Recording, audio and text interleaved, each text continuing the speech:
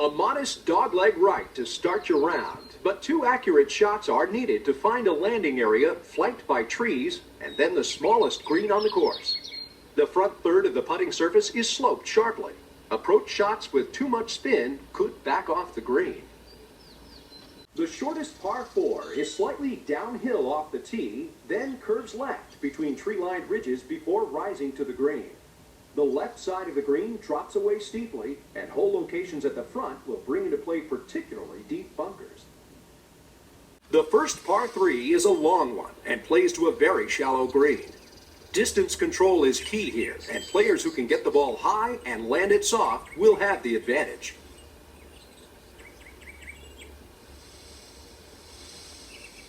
Once in the fairway, the second shot plays back uphill if you decide to go for it in 2. Either way, most players will be disappointed with a par here.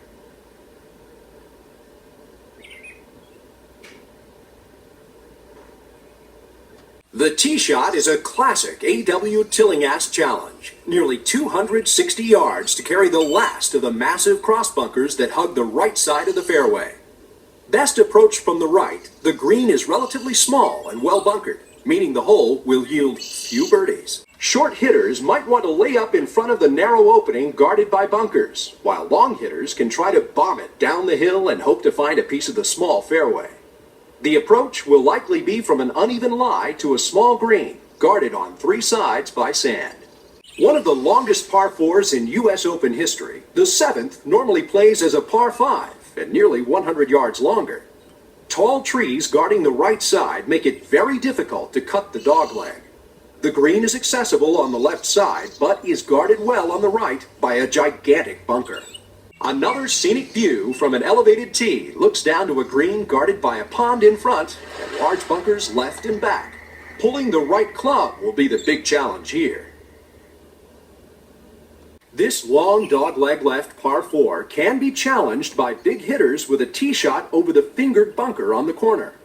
If done successfully, a birdie is likely, as a short second will be left to one of the larger greens on the course with bunkers surrounding the front. Number 10 runs parallel to the 11th and has a narrow fairway with a subtle dogleg to the left. It's guarded by bunkers on either side. Length with the driver here translates to a shorter second shot into a small green fronted by a swale and protected by several bunkers. Like the 10th, number 11 also has a narrow fairway with bunkers on either side. And although it plays much shorter, the approach shot is to one of the most difficult greens on the course. It is sloped steeply from back to front, and anything hit over this green will leave a tough up and down for par. Just a beast of a par 4, the 12th dogleg sharply left with the fairway getting tighter towards the green. The cross bunker shouldn't be an issue for most hitters, and a right-to-left shot off the tee is ideal. The green is very large, with multiple tiers and pronounced undulations. The second and last par 5 may require 3 full swings into a prevailing wind. But if you do hope to get home in 2, then favor the right side of the fairway off the tee. The green has a moderate slope from back to front, and the right greenside bunker is one of the deepest on the course.